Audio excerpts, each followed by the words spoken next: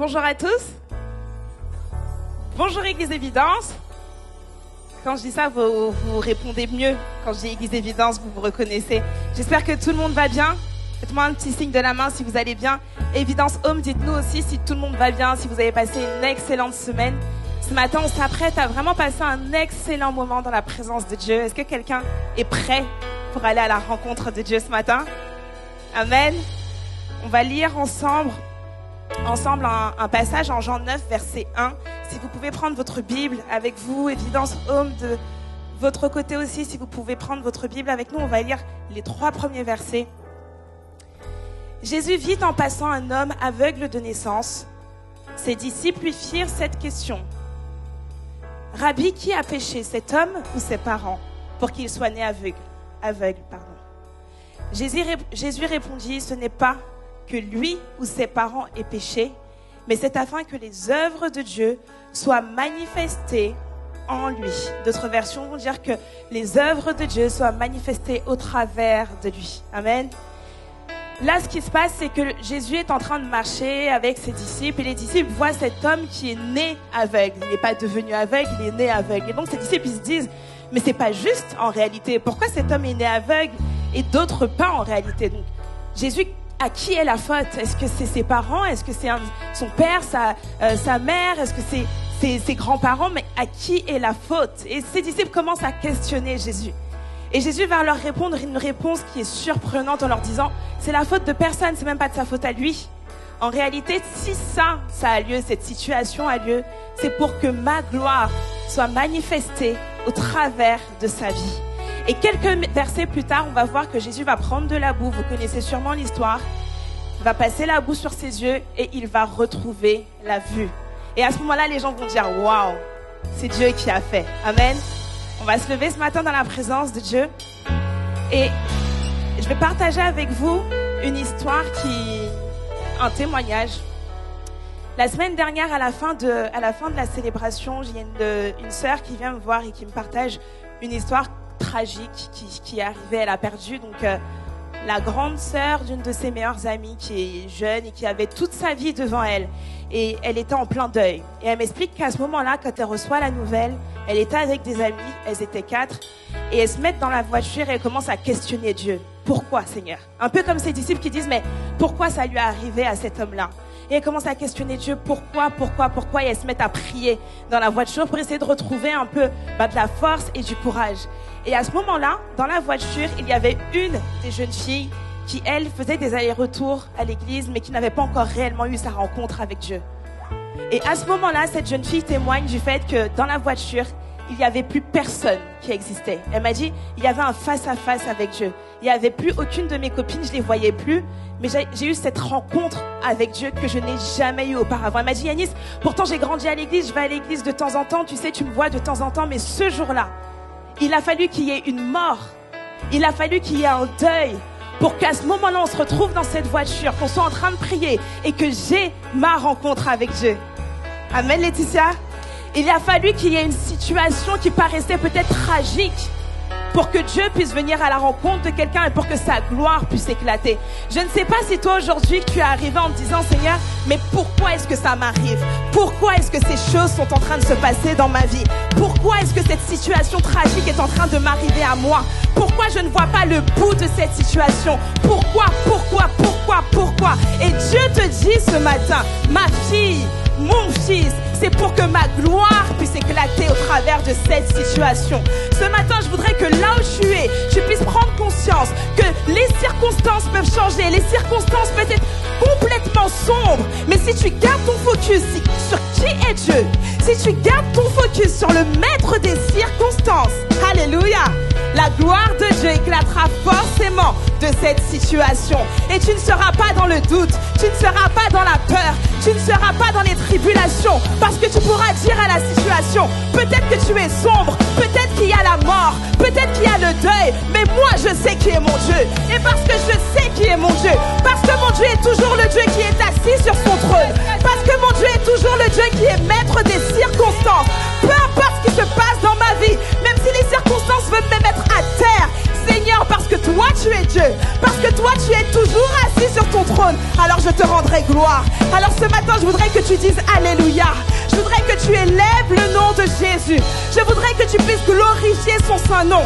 Que tu n'attendes pas que la louange commence un chant, mais que là où tu es, que tu puisses lever tes mains et dire Seigneur, je reconnais que cette situation, Seigneur Dieu, n'est pas cette situation qui va me tenir par terre, mais au contraire, toi, parce que tu es assis sur ton trône, parce que tu es maître du temps, tu es maître de l'univers, tu es maître des circonstances, que tu as tout entre tes mains. Alors ce matin, je veux te rendre gloire.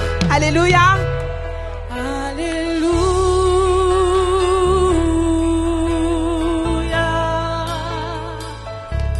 Tu as triomphé. Tu as triomphé.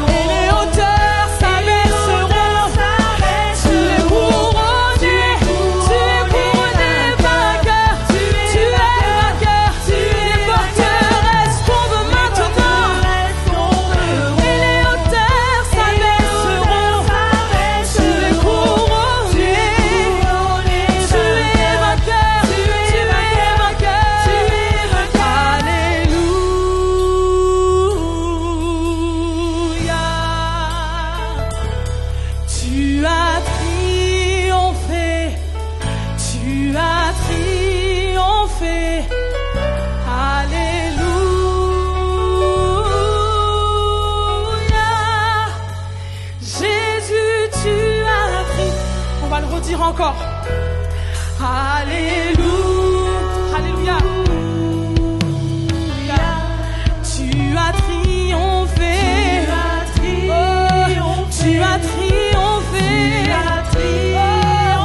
Alléluia.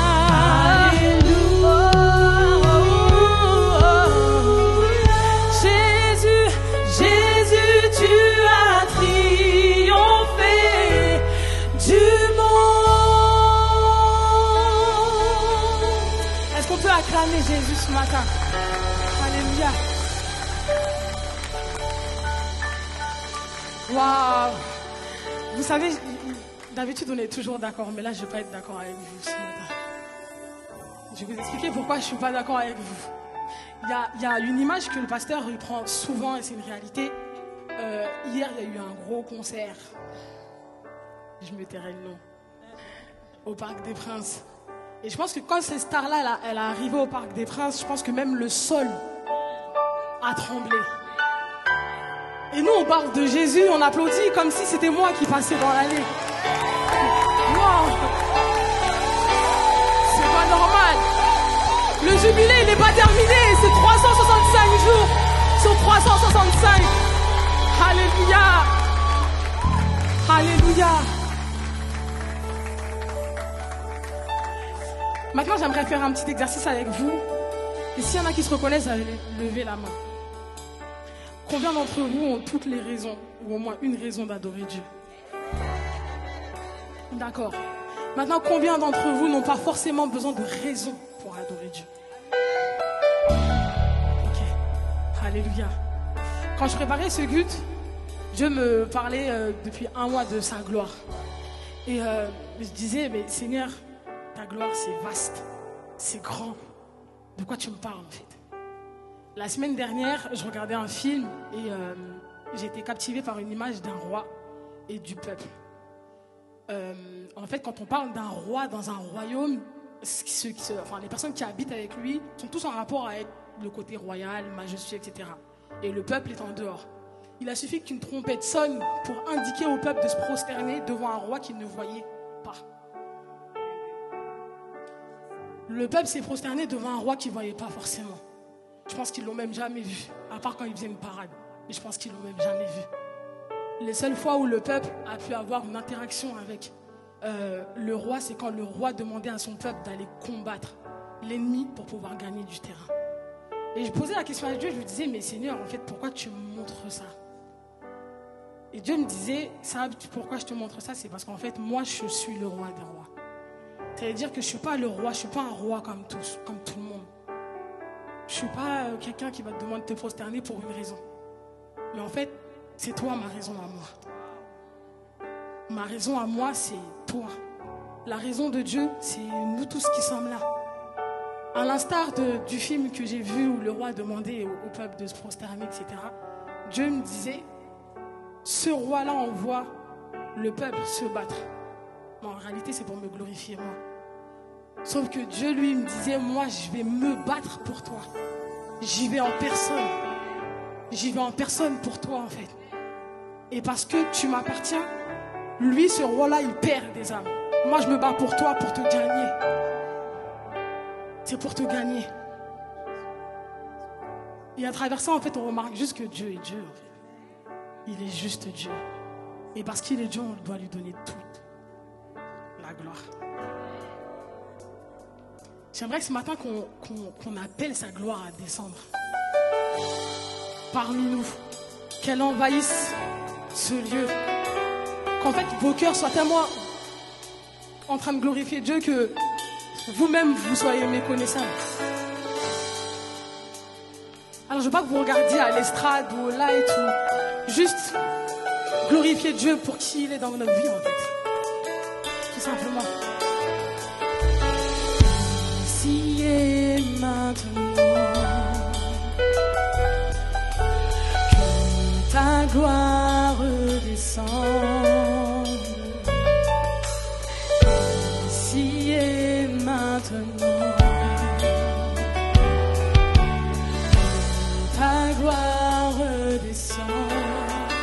On va le redire encore, ici et maintenant. Ta gloire descende, ici et maintenant, que ta gloire descende, ta gloire descende. On va l'appeler encore. Ici et maintenant, ici et maintenant, que ta gloire descende dans ce lieu, que ta gloire descende.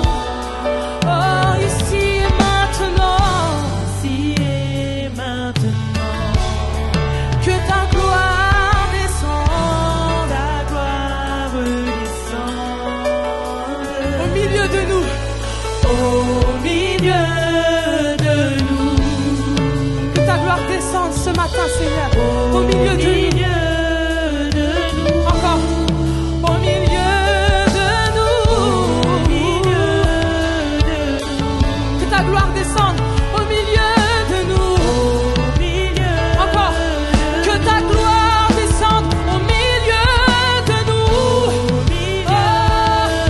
Seigneur, que ta gloire envahisse ce lieu, embrase nos cœurs, au milieu de nous.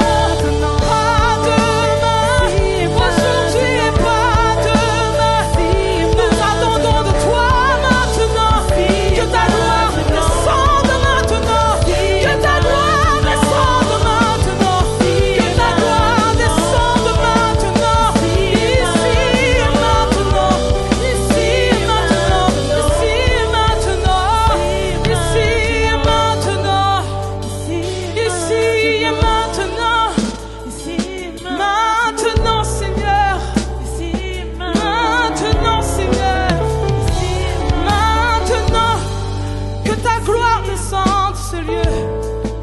Alléluia. Ici et maintenant. Ici et maintenant. Ici et maintenant. Ici et maintenant. Ici et maintenant. Maintenant. Ici et maintenant. Ici et maintenant. Ici et maintenant. Ici et maintenant. Vous savez, il y a une forme d'autorité dans ces deux mots. Ici et maintenant. C'est comme si limite on ne laissait pas l'opportunité, le choix à Dieu. Seigneur, c'est ici et maintenant que je veux vivre ta gloire. Seigneur, c'est ici et maintenant que je veux vivre ta présence. En fait, je ne veux pas avoir d'autre choix, Seigneur, que de vivre ta présence ici et maintenant. Ici et maintenant. Seigneur, je veux vivre ta gloire et ta présence ici et maintenant. Ici et maintenant. Ici et maintenant. C'est pas ce que tu es venu chercher. Mais on veut croire qu'avec la foi, ici et maintenant, on va le recevoir. Ici et maintenant. Ici et maintenant. Ici et maintenant. Ici et maintenant. Ici et maintenant, je veux voir ta gloire dans ma vie. Je veux que tu changes l'atmosphère de mon cœur. Je veux que tu guérisses ma vie. Tu guérisses mon foyer. Tu bénisses ma vie. Ici et maintenant. Que tu règnes en majesté dans ma vie. Ici et maintenant. Ici et maintenant. Maintenant, Seigneur. Maintenant, Seigneur. Maintenant, Seigneur. Maintenant, Seigneur. Ici et maintenant. Ici et maintenant. Tu es couronné de louanges. Alléluia.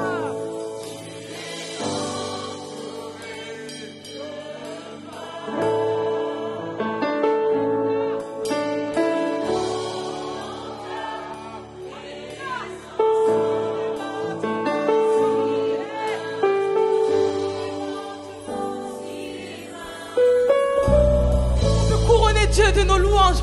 Tu es couronné de louanges.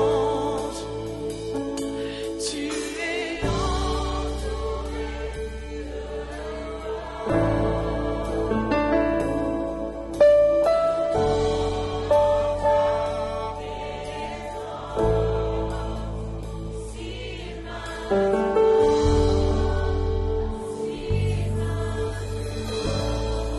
Alléluia. Jésus. Alléluia, Seigneur Dieu.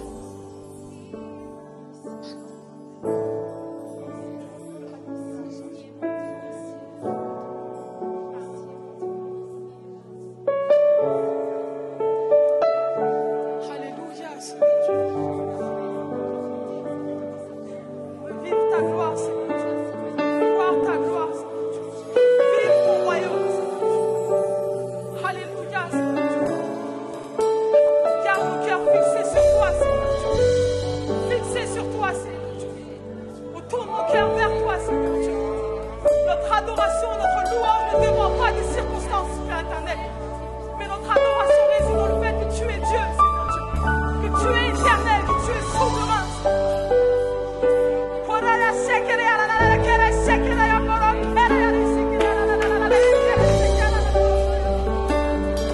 Alléluia, tu es souverain, Seigneur Dieu.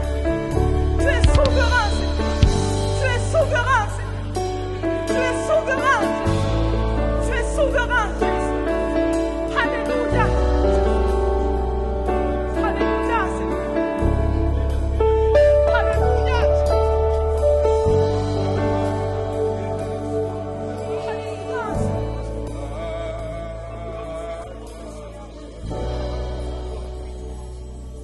Alléluia, Seigneur, c'est une foi ce matin d'être là en ta présence. Merci pour la présence de ton esprit au milieu de nous. Merci parce que chacun de nous peut s'exprimer devant toi avec ses propres mots, avec sa son propre langage. Chacun veut venir devant toi et te rendre gloire ce matin.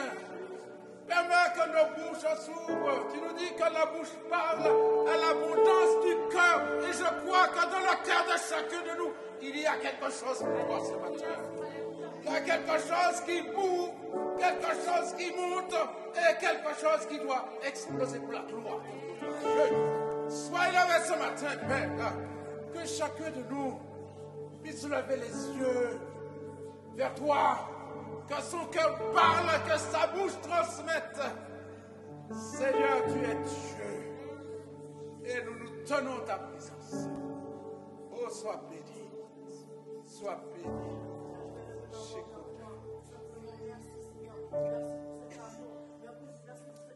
Jésus.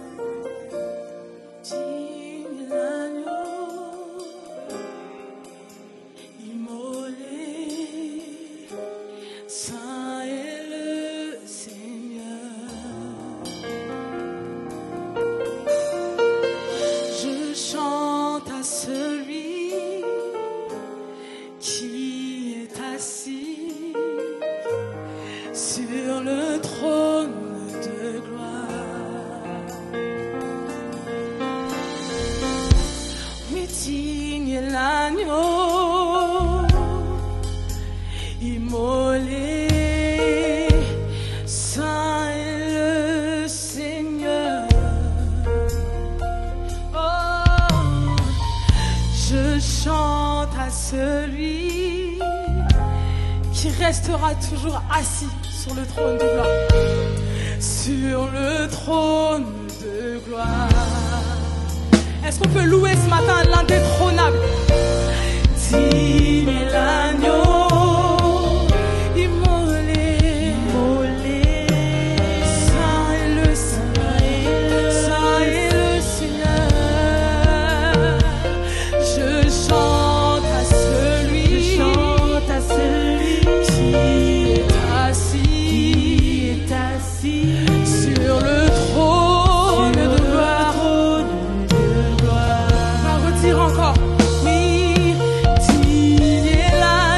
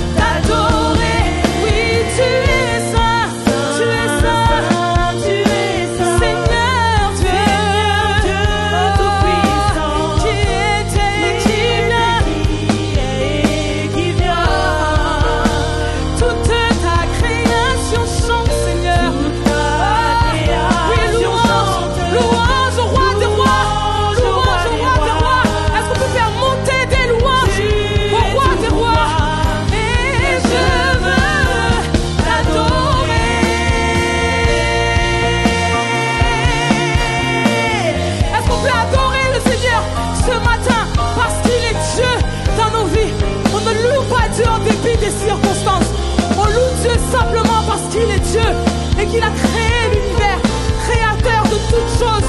Alléluia. Est-ce qu'on peut adorer Dieu ce matin en esprit et en vérité? Ordonne à ton âme ce matin d'adorer le Seigneur. Ordonne à ton âme ce matin de proclamer que Dieu est saint au-dessus des saints. Saint, saint, tu es saint, Seigneur Dieu tout-puissant. Qui est et qui vient.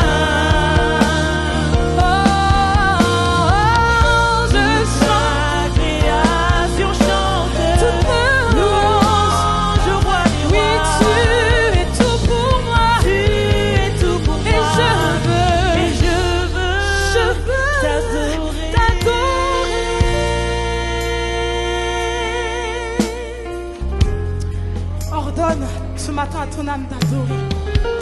Je veux t'adorer et je veux t'adorer. Oh Seigneur, alléluia.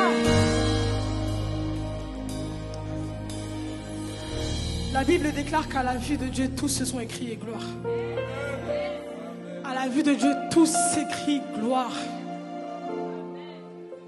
Vous savez, la gloire de Dieu, c'est quelque chose qu'on ne peut pas vraiment définir tellement c'est fabuleux. Et je pense que quand on parle de la gloire de Dieu, il n'y a aucun de nous qui peut rester passif. Personne ne peut rester passif. Je ne sais pas pourquoi je vais vous partager ça, mais je vais vous le partager. Parce que parfois, on a tendance à glorifier Dieu dans les choses qui vont quand tout va bien. En réalité, il faut glorifier Dieu même quand ça ne va pas. Dieu me parlait, moi, par rapport à la maladie de ma fille dernièrement. Et je le partageais avec une sœur. Et Dieu me parlait, il me disait, Sab, je vais te poser une question. Si demain je ne guéris pas ta fille, est-ce que tu vas m'élever et me glorifier de la même manière? Est-ce que tu le feras de la même manière? Est-ce que tu vas être aussi fervente comme tu l'es aujourd'hui? Si je te dis, reste comme ça, vers quoi ton cœur va être orienté? Il va toujours rester focus sur moi ou sur les circonstances de ta vie? Autre point, je ne sais pas pour qui je dois partager ça, mais je te le partage aujourd'hui. Si Dieu ne m'avait pas envoyé cet enfant qui est dans un état malade aujourd'hui, est-ce que j'aurais glorifié Dieu aujourd'hui de la même manière? Je ne sais pas à qui je dois partager ça ce matin, mais dans n'importe quelle circonstance de ta vie, Dieu mérite que tu le glorifies. Et c'est pas juste quelque chose qu'on doit faire comme ça. Je vous promets, c'est un devoir. C'est un devoir. Moi, je le prends comme un devoir. Alors, je ne sais pas c'est pour qui que je partage ça ce matin. Je ne sais pas à qui ça parle. En réalité, je l'envoie comme ça. Parce que Dieu me demande de le faire. Je ne sais pas à quelle situation je parle aujourd'hui. Mais je pense que Dieu a envie de dire à quelqu'un aujourd'hui, arrête de regarder aux circonstances de ta vie. Arrête de regarder à tes problèmes et regarde à moi. Voilà, Dieu a envie de dire ça à quelqu'un ce matin. Je pense que Dieu t'appelle depuis longtemps. Dieu a envie de te dire, oh, je suis là. Depuis longtemps, je suis là. Mais en fait, tu as l'impression que rien ne passe parce que tu ne regardes pas au bon endroit. Tu ne regardes pas au bon endroit. Tes yeux sont rivés sur ce que tu attends de moi, au lieu d'être rivés sur ce que moi je suis. Et je pense que Dieu a envie de te dire, je suis et je serai toujours dans ta vie. Je l'ai toujours été. Ce matin, j'ai envie qu'on glorifie Dieu simplement pour qui il est. Pas par rapport à ce qu'on peut lui donner. On a un peu la louange ingrate, la louange égoïste où on glorifie Dieu parce qu'on attend des choses de lui. Est-ce qu'on peut glorifier Dieu tout simplement parce qu'il est Dieu? Parce qu'il est Dieu. Parce que Dieu est Dieu. Parce que Dieu est souverain. Parce que Dieu est encore assis sur le trône. On peut détrôner Macron, on peut détrôner qui on veut, mais on ne détrônera jamais Dieu. Parce qu'il est Dieu. Parce que Dieu est souverain. Alors je ne sais pas si tu veux prendre la place ce matin pour glorifier ton Dieu. Mais glorifie ton Dieu. Glorifions Dieu pour qui il est. Est-ce qu'on peut élever des louanges pour Dieu? Pas pour moi, ou pas parce que je vous le demande, mais parce qu'il est Dieu. Parce qu'il est Dieu. Parce que tu es Dieu. Parce que tu es Dieu. Parce que tu es Dieu, Seigneur. On te glorifie. Alléluia. Alléluia. Alléluia. Et digne de régner, l'agneau est souverain.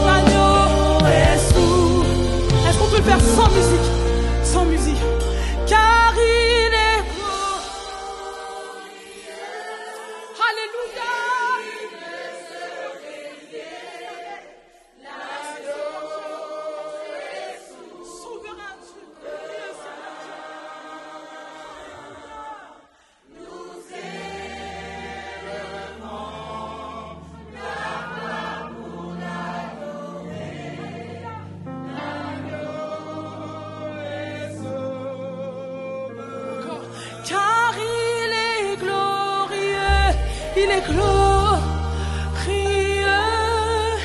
et digne de régner.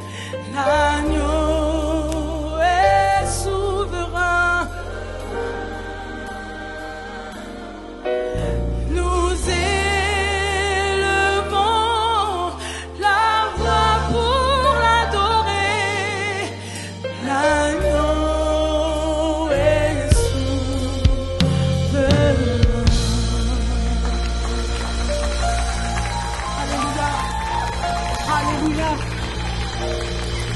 Alléluia. Alléluia. Alléluia. Alléluia. Alléluia. Alléluia. On rend gloire à l'agneau immolé, celui qui est sur le trône. Alléluia. Merci Seigneur Dieu. Alléluia. Et à la vue de Dieu, tout s'écrit. À la vue de Dieu, tout s'écrit.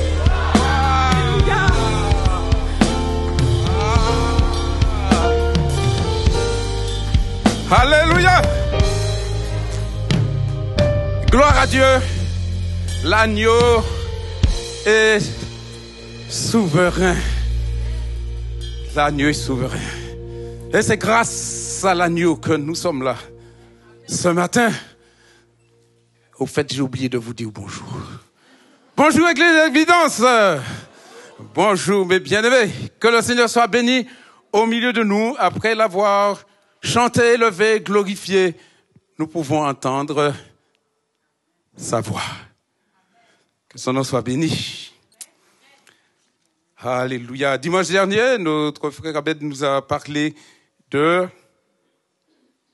l'héritage.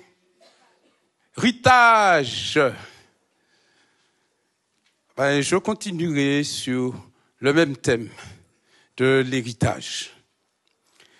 Quand j'étais à l'école, à peu près vers une dizaine d'années, c'est l'âge où on commence un peu à savoir bien écrire et à savoir lire. Et on commence à avoir aussi de la mémoire. Et voilà ce qu'on apprend. Je ne sais pas si aujourd'hui, on apprend encore ça, je ne sais pas. Mais en tout cas, à mon époque, voilà ce qu'on apprenait. De La Fontaine. Un riche laboureur,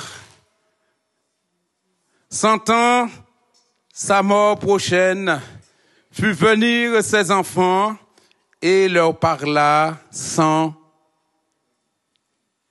Ah, il n'y a pas beaucoup qui le connaissent. Et leur parla sans témoin. Et qu'est-ce que ce laboureur peut dire à ses enfants sans témoin? Qu'est-ce qu'ils peuvent bien le dire? Ah, il leur dit beaucoup de choses, mais entre autres, il leur dit, gardez-vous de vendre l'héritage que nous ont laissé nos parents. Ah, merci. Ah, je vois, il y a au moins quelqu'un qui le connaît. Gardez-vous de vendre l'héritage qu'on nous ont laissé nos parents. Ça veut dire que c'est très important, l'héritage que les parents nous ont laissé. Et la fin de la fable de La Fontaine finit ainsi. Le père fut sage de leur montrer avant sa mort que le travail... Plus fort, c'est bien ça. Que le travail est un trésor. Est-ce qu'on apprend ça encore à l'école aujourd'hui? Ah. Eh bien, à mon époque, et tous ceux qui ont à peu près mon âge, c'était l'une des premières poésies qu'on apprenait à l'école. Et on te disait, alors, si tu veux quelque chose dans ta vie, tu veux un trésor, il faut travailler. Oui, maintenant, on dirait qu'il faut bosser. Tu veux quelque chose plus tard. Tu veux un beau métier. Tu veux avoir des diplômes. Tu veux gagner beaucoup d'argent. Il faut bosser. Parce que le travail est un trésor. Et le trésor, c'est après que tu l'as. C'est pas au début. On finit en grandissant, on finit par comprendre que c'est une réalité. Parce que beaucoup d'enfants ne veulent pas apprendre. Ils ne veulent pas étudier. C'est à la fin qu'on voit le résultat. Pas au début. Ce matin, nous parlerons ensemble de l'héritage. Et le dictionnaire me dit, pour parler d'héritier, c'est qui hérite ou doit hériter. Et hériter, c'est recueillir une succession, c'est recevoir un héritage. Et on peut hériter de ses parents une maison, des biens, etc., etc. Mais ma question ce matin, tu es héritier de quoi et de qui? Ça a son importance pour savoir qu'est-ce qu'on hérite et qui nous laisse l'héritage. L'héritage, il y a un propriétaire. L'héritage, c'est un bien. Et un bien, pas forcément un bien physique.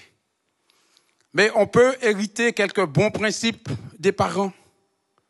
On peut hériter des parents l'éducation.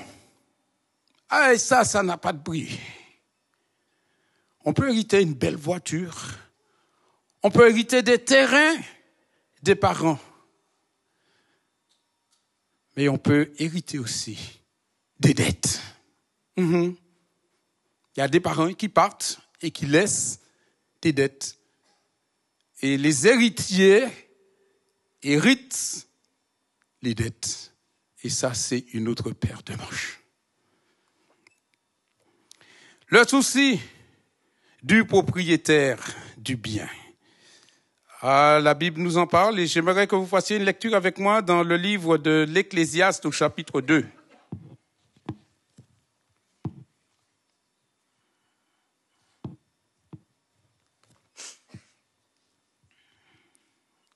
Voilà, c'est le sage Salomon qui nous parle ici. Donc, c'est Ecclésiaste chapitre 2. Et nous lirons à partir du verset 21, qui nous dit « Un homme peut travailler avec sagesse, savoir-faire et succès, et il doit laisser le produit de son travail à un homme qui ne s'est donné aucune peine pour cela. Cela aussi, c'est de la fumée et c'est un grand malheur. Oui, que retire l'homme de tout son travail et des préoccupations de son cœur, alors qu'il se donne tant de peine pour cela sous le soleil. Ces journées ne sont toutes que souffrance et son activité n'est que chagrin. Même la nuit, son cœur ne connaît pas le repos. Cela aussi, c'est de la fumée. Le seul bonheur pour l'homme consiste à manger, à boire et à donner du plaisir dans son travail. Mais cela aussi, je l'ai bien vu moi-même, dépend de Dieu. En effet, qui peut manger et jouir de quelque chose en dehors de moi? Oui, à l'homme qui lui est agréable, il donne la sagesse, la connaissance et la joie. Mais aux pécheurs, il réserve la tâche de récolter et d'amasser des biens afin de les donner à celui qui est agréable à Dieu. Cela aussi, c'est de la fumée et cela revient à poursuivre le vent. Pardon. Ici, nous trouvons dans la première partie de cette lecture, quelqu'un peut travailler avec savoir-faire et avec savoir-faire et succès, sans savoir entre les mains de qui tomberont ses œuvres. On peut beaucoup travailler, aimer ce qu'on fait, laisser quelque chose en héritage. Mais celui qui prendra l'héritage, est-ce qu'il aura autant de soins? Est-ce qu'il va faire fructifier l'héritage? Est-ce qu'il va entretenir l'héritage? Celui ou celle qui a bien travaillé, et je parle aussi des parents bien sûr, pour laisser quelque chose aux enfants.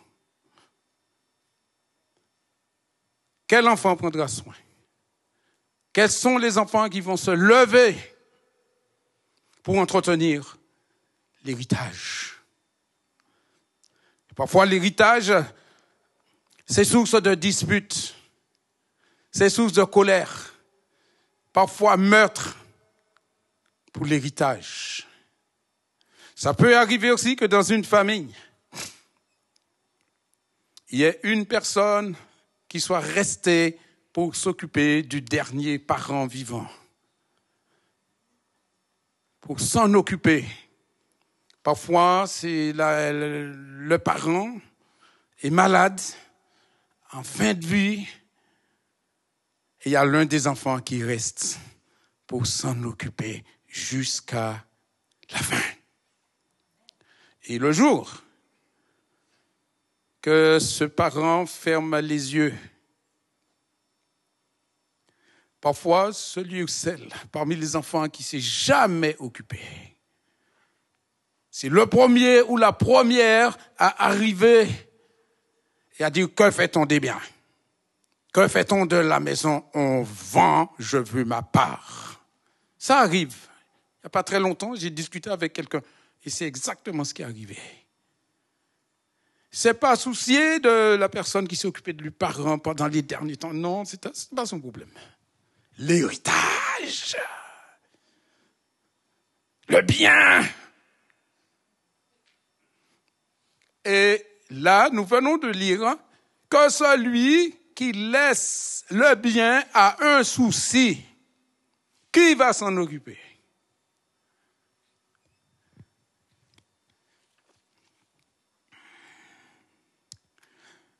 Jésus nous a laissé un salut par grâce. Quel intérêt donnes-tu à son sacrifice? Il a payé le prix à la croix. Il a fait le nécessaire. Il a tout prévu et pourvu. Aujourd'hui, il t'a laissé un héritage que tu peux acquérir par la foi. Et c'est un héritage que tu as par grâce. Alors, je te pose la question ce matin. Que fais-tu du sacrifice de Jésus? Qu'en as-tu fait? Que penses-tu en faire? Tu as un héritage. On t'a laissé un héritage. Où es-tu face à cet héritage? Quelle est ta position? Vous voyez, quand on parle d'héritage, c'est souvent dans les familles quelque chose de très difficile. Et là, tout à l'heure, là, je vous ai dit que dans l'héritage, il peut y avoir des meurtres, des blessures, fusil parle, machette parle, coutelas parle, couteau parle. Et parfois, ils sont plus discrets. On peut ajouter quelque chose discrètement dans l'eau, dans le repas. Personne n'a vu. Pour l'aider à partir un petit peu plus vite, pour récupérer l'héritage. Ça arrive. Ça arrive. Je ne vous raconte pas d'histoire. Ça arrive. Mais ce qui nous intéresse le plus, c'est que Jésus nous a laissé un héritage. la vie éternelle. Il a tout prévu. Il a tout pourvu. Maintenant, dans le passage que nous venons de lire, la fin du passage disait « Dieu réserve aux pécheurs la tâche de récolter et de ramasser des biens afin de les donner à celui qui est agréable à Dieu. » C'est-à-dire que Dieu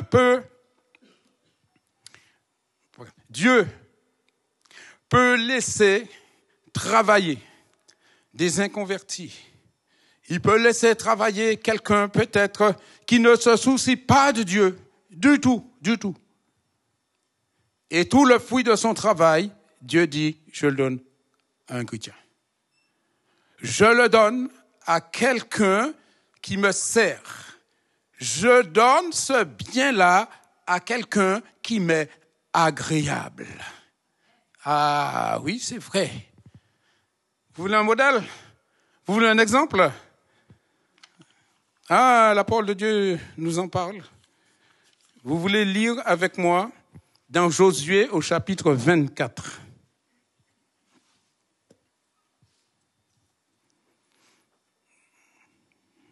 Josué chapitre 24 à partir du verset 11. Le temps que vous trouviez. Alors, je fais un petit récapitulatif parce que le peuple hébreu a traversé la mer Rouge avec Moïse et ils sont arrivés du côté du Jourdain. Mais Moïse n'a pas pu les faire traverser et c'est Josué qui va faire traverser le peuple le Jourdain. Tout ça c'est fait et Josué arrive un petit peu sur ses derniers temps de vie. Et il a fait un récapitulatif, il a raconté plein de choses à ce nouveau peuple, puisque une bonne partie, les anciens, étaient morts dans le désert. Et il leur raconte toute l'histoire, et voilà ce qu'il leur dit au verset 11 du chapitre 24. Vous avez passé le Jourdain, et vous êtes arrivés à Jéricho. Les habitants de Jéricho ont combattu contre vous, tout comme les Amoréens, les Phéréziens, les Cananéens, les Héthites, les Girgasiens, les Héviens et les Jébusiens. Je les ai livrés entre vos mains et j'ai envoyé devant vous les frelons qui les ont chassés loin de vous comme les 2 rois des Amoréens. Cela ne s'est pas passé grâce à ton épée ou à ton arc. Je vous ai donné un pays que vous n'aviez pas cultivé, des villes que vous n'aviez pas construites et que vous habitez, des vignes et des oliviers que vous n'aviez pas plantés et qui vous servent de nourriture. Maintenant, craignez l'Éternel et servez-le avec intégrité et fidélité. Faites disparaître les dieux de vos ancêtres, les dieux que vos ancêtres servaient de l'autre côté de l'Euphrate et en Égypte, et servez l'Éternel. Amen. Je vous disais tout à l'heure que Dieu peut faire travailler des gens et vous leur donner tout ce qu'ils ont fait sans que vous n'ayez rien fait. Et c'est ce qui est arrivé à ce peuple. Nous avons bien lu qu'il y a des vignes que vous n'avez pas plantées, vous n'aviez profité, il vous a donné des maisons que vous n'avez pas construites, des villes que vous n'avez pas construites, mais Dieu vous le donne. Et nous avons lu tout à l'heure que Dieu donne à celui qui lui est agréable. Il prend du méchant, de la part du méchant, ce que le méchant a pour le donner à celui qui est agréable à Dieu. Donc ne soyez pas surpris, surtout pas, que si vous n'avez rien que vous plaisiez à Dieu, il prend quelque chose de là où vous ne le savez pas. Où ça vient, où ça sort. Et Dieu dit, c'est à toi que je le donne. Ça, c'est notre Dieu. Mais par contre, il y a toujours quelque chose, quand Dieu accorde quelque chose, il ne te le donne pas pour que tu ne fasses rien. C'est toujours pour le servir, pour en profiter. D'ailleurs, il dit maintenant, craignez l'Éternel et servez-le avec intégrité. Ah, il vous a donné, mais il y a quelque chose à faire. C'est comme un héritage, quelque chose qu'on vous a donné, qui vous est échu, mais vous ne pouvez pas le laisser à l'abandon. Il y a quelque chose à faire. Et dans la vie chrétienne, nous avons reçu le salut par grâce. Est-ce qu'il faut se croiser les bras et c'est fini? Non. Il a dit, servez l'Éternel. Vous avez reçu Jésus, n'est-ce pas? Alors servez-le. Honorez-le. Élevez-le. Glorifiez-le. Il y a un verset qui dit que cherchez premièrement le royaume et la justice de Dieu. Le royaume de Dieu, c'est pas vous qui l'avez préparé? Ah non. Recherchez premièrement le royaume et la justice de Dieu et toutes choses vous seront données. Ah oui, mais il y a quelque chose à faire. Recherchez. Cherchez premièrement. Quand Dieu donne, il donne par amour, il donne par grâce, mais ce qu'il te donne, vous pouvez vérifier, il ne t'appelle jamais, une fois qu'il te l'a donné, d'aller te coucher, te reposer. Dieu te donne le repos quand il faut, au moment voulu. Mais quand tu es en pleine force de l'âge, en pleine activité, eh bien Dieu te demandera toujours de faire quelque chose. Pour sa gloire, pas pour toi. Parce que tout ce qu'il y a pour toi, il l'a préparé d'avance. Il a pris la terre de tout cela, il les a donnés à qui? Au peuple qui était en esclave en Égypte. Ben, il a dit, voilà, je vous le donne. Et c'est pas à cause de ton épée. Tu l'as pas gagné par ton épée, par ton arc. Mais c'est moi qui te le donne. Qui te le donne.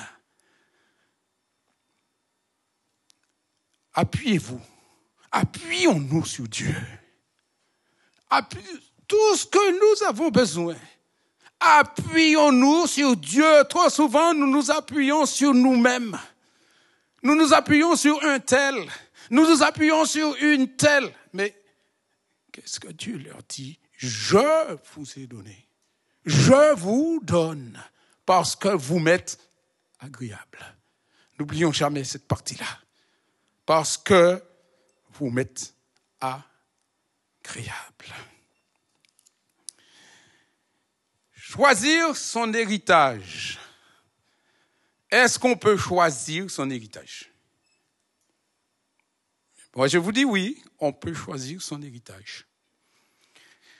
Nous n'avons pas le lire, mais dans Luc, dans son chapitre 16, où il nous parle de l'homme riche et du pauvre Lazare, nous trouvons dans ce récit que l'homme riche et Lazare vivaient en voisins, mais vivaient dans deux mondes différents. Le riche profitait de ses richesses, il buvait, il mangeait, il faisait des festins, et à savoir même s'il payait correctement les ouvriers. À l'époque, il avait certainement des esclaves à sa disposition. Est-ce qu'il en prenait soin? Cela ne nous est pas dit. Mais en tout cas, à la lecture du récit tout entier, nous comprenons que le pauvre Lazare était au seuil de la porte du riche avec des ulcères et que quand les deux sont morts. Le récit nous dit que le pauvre, le riche, il est mort, il fut enterré. Terminé. Le pauvre Lazare, il a été transporté par les anges dans la présence d'Abraham, ce qui veut dire dans la présence de Dieu. Donc Lazare avait une vie agréable à Dieu. 2 styles de vie différents. 2 héritages différents. Parce que le récit nous dit que le riche, une fois qu'il est arrivé dans le lieu de tourment, il va dire à Abraham, s'il te plaît. Là, il dit, Père Abraham, s'il te plaît, envoie Lazare, fais-moi une faveur. J'ai des frères là-bas. Je ne veux pas qu'ils aient le même héritage que moi, parce que là, je souffre énormément et je n'aimerais pas que mes autres frères, ils ont exactement le même héritage. Alors, s'il te plaît, envoie quelqu'un leur parler. Là, il va penser à ses frères, à ceux qui sont loin de la présence de Dieu. Mais Abraham lui dira quoi? C'est trop tard. C'est trop tard. Ils ont Moïse. Ils ont la loi. Qu'il écoute Moïse. Et aujourd'hui, je dirais, il y a la parole de Dieu. Jésus-Christ est venu. Il y a des témoins aujourd'hui qui parlent encore, qui proclament l'amour de Dieu, qui proclament l'amour de Jésus, qui proclament toute la personnalité de Jésus, qui proclament que Jésus est aussi Seigneur et qu'il reviendra pour régner. Mais il y a des gens, ils n'ont rien à faire. Ils parlent toujours. Mais le témoignage que nous laisse la parole de Dieu, rien ne pourra ébranler le témoignage que Dieu nous a laissé dans sa parole. C'est pourquoi il est important de lire, de connaître la parole de Dieu et surtout de s'attacher à Jésus-Christ. Surtout de s'attacher à Jésus-Christ. 2 styles de vie différents, 2 héritages différents. Est-ce que ça vous fait penser à quelque chose? Quand je lis ça, je pense au psaume 1er et je vous invite à le lire avec moi. Le psaume 1er. On peut choisir son héritage. Dans ce sens-là. Quand nous dit le psaume 1er, il nous dit « Heureux l'homme qui ne suit pas le conseil des méchants, qui ne s'arrête pas sur la voie des pécheurs et ne s'assied pas en compagnie des moqueurs, mais qui trouve son plaisir dans la loi de l'Éternel et la médite jour et nuit. Il ressemble à un arbre planté près d'un cours d'eau. Il donne son fruit en sa saison et son feuillage ne se flétrit pas. Tout ce qu'il fait lui réussit. Par contre, les méchants, au contraire, ressemblent à la paille que le vent disperse. Voilà pourquoi les méchants ne résistent pas lors du jugement. Ni les méchants dans l'assemblée des justes. En effet, l'Éternel connaît la voie des justes, mais la voie des méchants mène à la ruine. 2 chemins différents, 2 destinées différentes, 2 héritages différents. Déjà dans le psaume 1er, 2 héritages différents.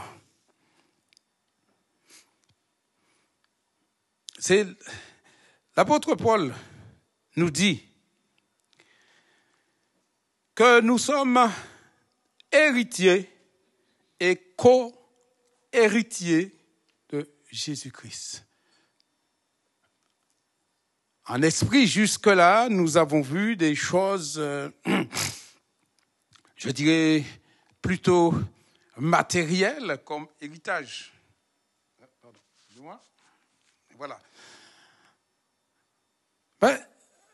Il y a un héritage qu'on ne pourra jamais arracher de la main de celui qui a accepté Jésus, de celui ou celle qui marche en Jésus. C'est l'héritage de l'Esprit de Jésus. L'héritage de l'Esprit de Dieu. D'ailleurs, nous allons lire ce passage ensemble qui se trouve dans Romains 8. Ah, voilà, que on ne dit pas, oui, Roger, il nous a dit n'importe quoi. Non.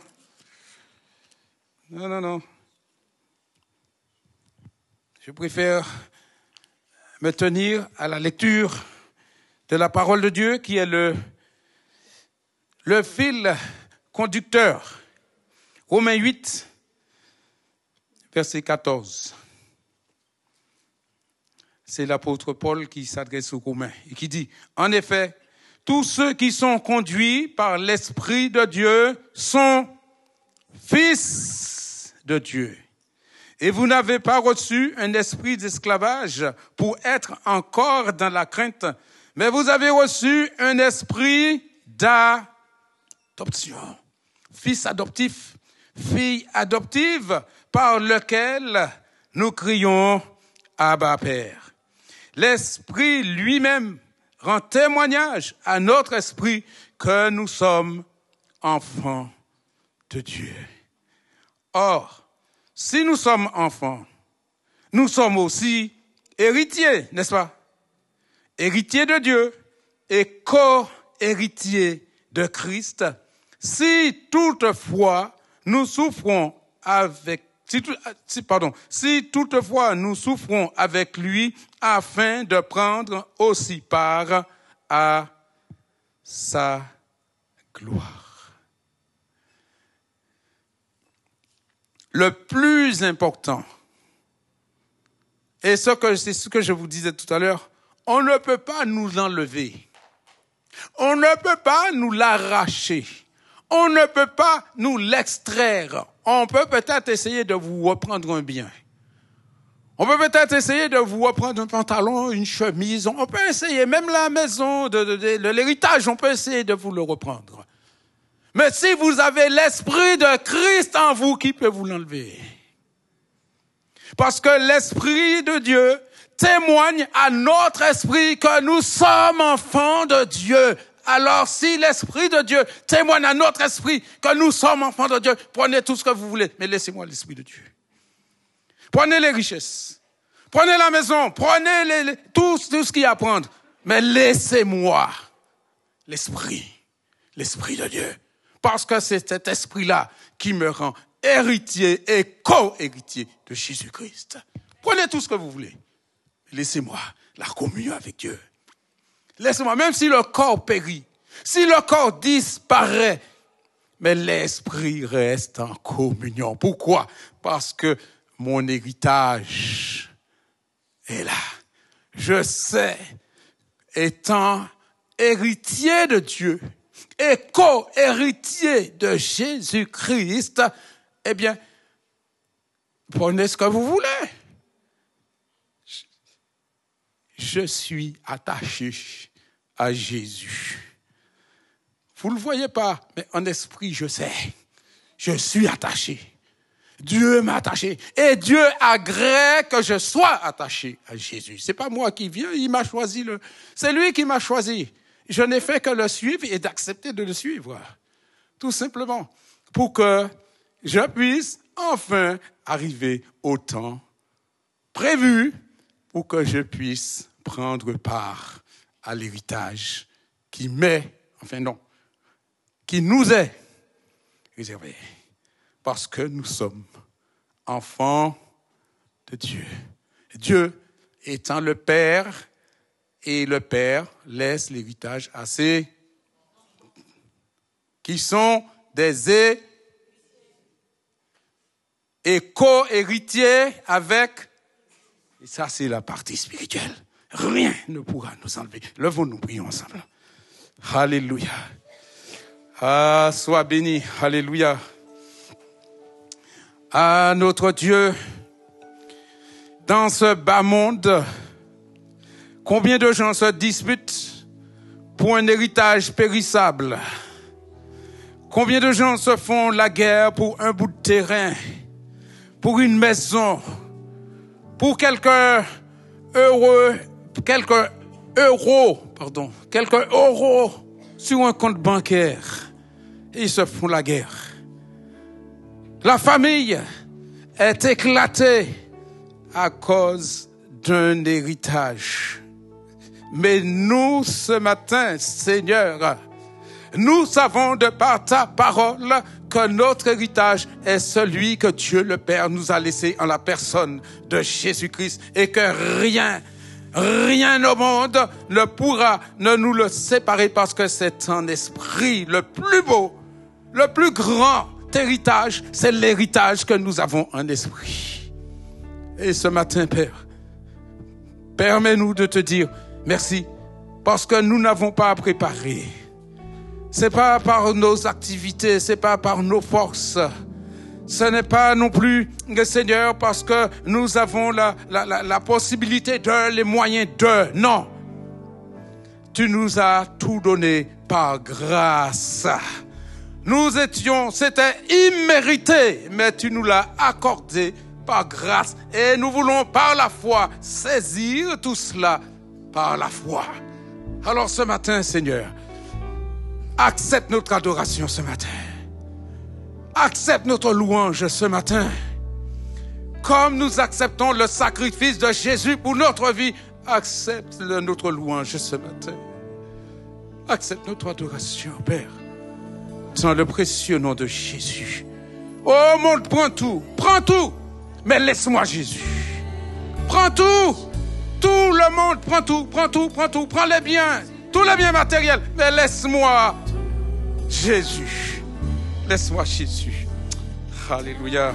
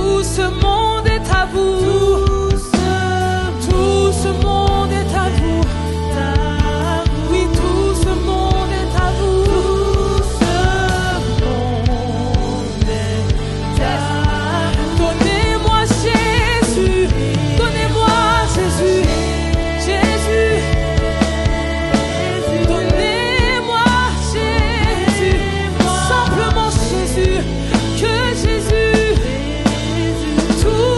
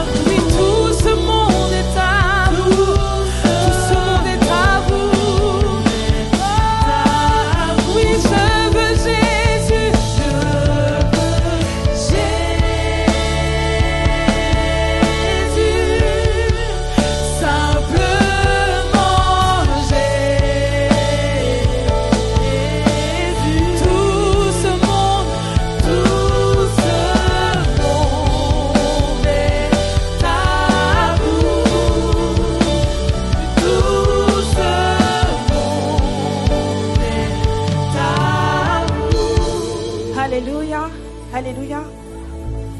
Maintenant, il y a une atmosphère particulière ce matin. Et je ne voudrais pas que tu partes d'ici sans prendre conscience de tout ce qui a été dit, sans prendre conscience de tout ce que Dieu t'a dit ce matin, mais surtout sans prendre conscience que Dieu, en fait, te dit ce matin, tu peux tout perdre. Tu peux peut-être perdre des personnes de ta famille, tu peux perdre un travail, tu peux perdre peut-être des proches à toi, tu peux perdre de l'argent, tu peux perdre tout plein de choses. Mais Dieu veut dire à quelqu'un ce matin, comme il a dit le frère Roger, que tu as un héritage que tu ne vas jamais perdre, c'est Jésus. Il y a quelque chose que tu ne pourras jamais perdre, c'est Jésus. Et tout à l'heure, je parlais avec un frère qui me disait, mais je sens rien, je sens plus rien, j'ai l'impression qu'il me parle plus, j'ai l'impression qu'il est plus là. Ce matin, Dieu veut dire à quelqu'un, il n'est pas une question de ce que tu sens, de ce que tu ne ressens pas. Cet héritage, te l'ai donné. Cet héritage, c'est un fait, tu l'as, je te l'ai donné. Et ce matin, je voudrais que tu reviennes dans la présence de Dieu d'une manière encore plus humble que d'habitude, en disant, Seigneur, bien plus que l'or, bien plus que l'argent, bien plus que toutes ces choses, Seigneur Dieu, bien plus que toutes ces choses qui m'entourent, qui entourent mes circonstances, Seigneur Dieu.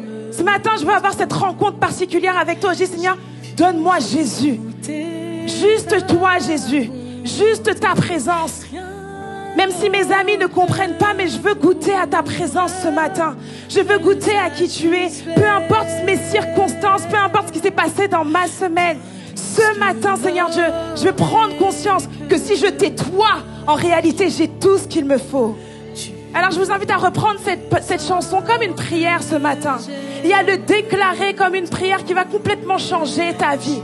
Parce que moi je crois que lorsqu'on vient dans la présence de Dieu, on ne vient pas juste chanter et écouter une prédication, mais on vient vraiment rencontrer Dieu, avoir une rencontre qui est capable de changer, de bouleverser nos vies. Alors je t'invite à reprendre ce chant et à le déclarer comme une prière ce matin. Dis-lui bien plus que l'or, bien plus que l'argent, bien plus que tout ce que je peux perdre. Seigneur, je te veux toi ce matin. Alléluia. J'ai goûté ta bonté. Rien d'autre ne pourra me satisfaire. Donnez-moi Jésus.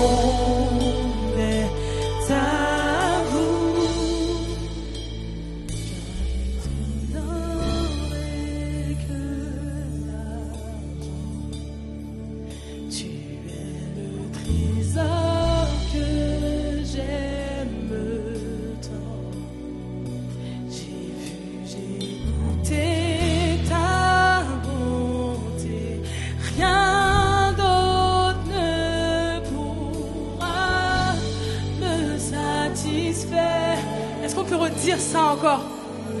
Bien plus que l'or et que l'argent, tu es le trésor que j'aime tant.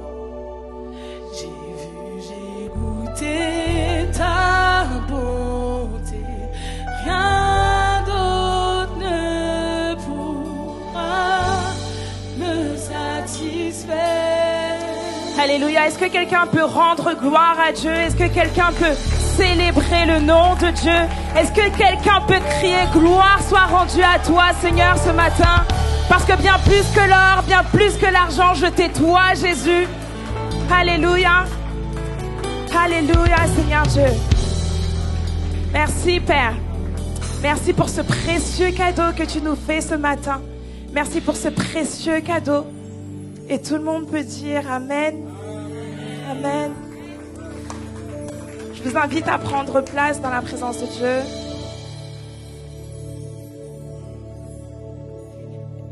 Et avant tout, je dis au revoir à Évidence Home, en espérant que vous avez passé un excellent moment avec nous ce matin. On se dit à dimanche prochain, même lieu, même heure.